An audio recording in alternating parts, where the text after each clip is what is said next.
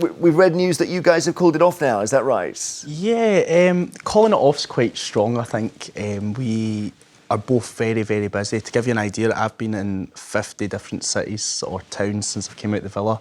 The prime example I use is I was in Belle's home city and I phoned her to see where she was, and she was actually in Scotland. So it's just an absolute nightmare to stay in touch with each other. So where's Belle based? Where's her home? So she is in Bexleyheath. Oh, right, so down south, right. So, down south in London area. So you're nearby and you say, are you in? And she says, no, I'm near where you live. Exactly. So effectively when we came out the show, we were dating, but how can you date someone if you never see them? Effectively. It's a lot of relationships break up with that kind of thing, don't they? Too busy lives. So some of them only survive if that goes Well, it's true. I mean, Yeah. there are relationships that stay together because the couples don't see much of each other. Yeah, this is it. I spoke to a few of the couples from one of the first seasons and they were saying, I don't think we would have survived if it was as busy as you guys are now. It's just unbelievable when we come out. We are And the everywhere. busyness is media and work and... Media, personal appearances. We've got a lot of work with maybe all the TV shows. It's just constant. Honestly, I've literally been home in Scotland twice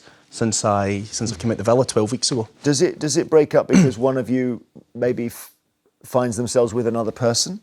No, I don't think that's the case. With myself and Belle, we speak every single day.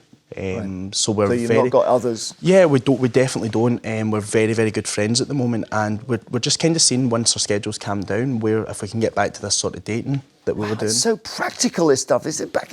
I mean, this thing of staying friends, Larry. How does that work? I don't know how that works. I think probably if you don't see very much of them, that is helpful. I think if you've been with somebody for 10 years and you break up, then yeah, it's difficult to stay friends. But you weren't together dating that long, Yes, were but you? hang on, in your 20s, you're 25, right? Yes, 25, yeah. So a few months is the equivalent of 10 years in later life. Especially in that Love Island villa, I tell you. These are precious times. Yeah, I mean, I feel like you're set up to fail in that villa because you're spending 24 hours a day with each other. It's 7 days a week. But it's all about intensity. It's about the drama. It's about keeping us entertained. Yeah, and you meet the person the first day and you share a bed with them. I mean, when does that ever happen? It's insane. Hopefully, not often. I've got teenage children. I really hope not. I think the thing that comes home to all of us is how well-behaved and polite and considerate you are, and to all of the guys are towards the women, particularly in Love Island. Yeah. There was none of the yobbery I used to see when I was in my 20s. Yeah. I mean, you guys are properly in touch with yourselves. Yeah. I know that question makes no sense. You've got nothing to compare it to. Yeah. But seriously, if you did that show in the 80s, there would have been a fight in the first day. And the 90s and the early noughties. Yes. Yes, there Someone would have been throwing something, wouldn't they? Remember the early days of Big Brother? Remember? Yeah. Yeah. So keeping friends with exes, Henry? It depends if you can't afford not to be friends, as it were. So if you've got an interest in common, so for example, my ex and I, we bought some property some years ago. We parted ways, but because we can't sell them due to the poor state of the market in the north of England, we remain friends. I'm sure that's not the only reason why we remain friends. Such a great story. We have to. But why? So you're business partners. That's fine, isn't it? Yeah, but of but it's course difficult. we shared love. We connected with each other. Yes. We were strong. We thought we were going to spend our lives together. And then, but I was grown at that point. I was from late 30s, and I had kind of perspective on life. She was a bit younger, and I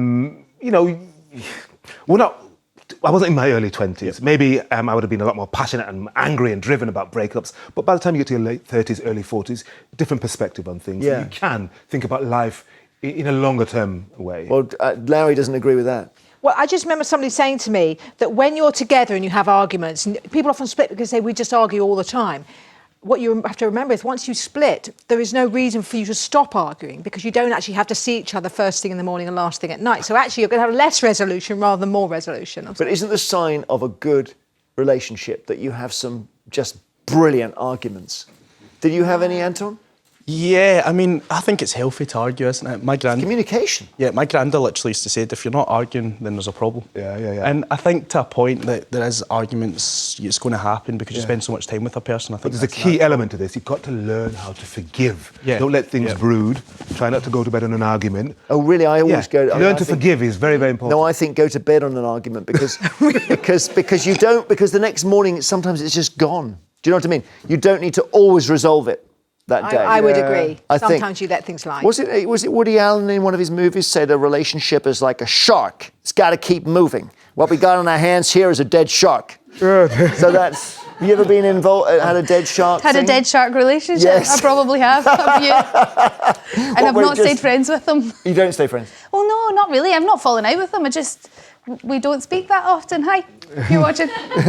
No, but don't they say, look, do you fancy catching up? And Sometimes, and Yeah. I go, who dis? who dis? The millennials are brutal on that. One thing I've learned in my 25 years, Jeremy, in a relationship is you can be right or you can be happy, and I choose to be happy. So just let them be right.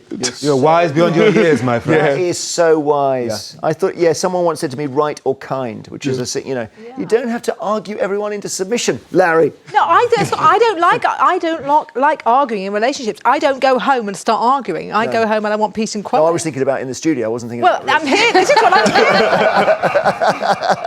here. All right, yes, Anton, 21-day challenge. Tell us about Yes. this. It's important. So before I went into Love Island, I had my own fitness gym. I was training kids up and down Scotland, and my passion has always been to spread the word of good health and wellbeing to kids, because my sort of background is I was overweight as a child. So I am basically going up and down the UK at the moment, using my platform as best I can to encourage kids and young people to go on my 21-day challenge, which... And what's this here, these pictures? Yeah, this is you? that's myself. I was Great. speaking at a YMCA event. Wonderful. And I was just talking about my story about how I've went from being overweight to building my own business, and then obviously the opportunity of Love Island came about, which I would plan to use my platform for, like I said, the 21-day challenge, which is encouraging people to become active for 21 days consecutively. Because it's shown that if you do something, science shows that if you do something for 21 days consecutively, it's likely to become a habit. So it's just encouraging younger people or anyone that wants to get involved to get a little bit more active and just sort of improve their lifestyle. Because when you become more active, it improves your mental health as well. Yes.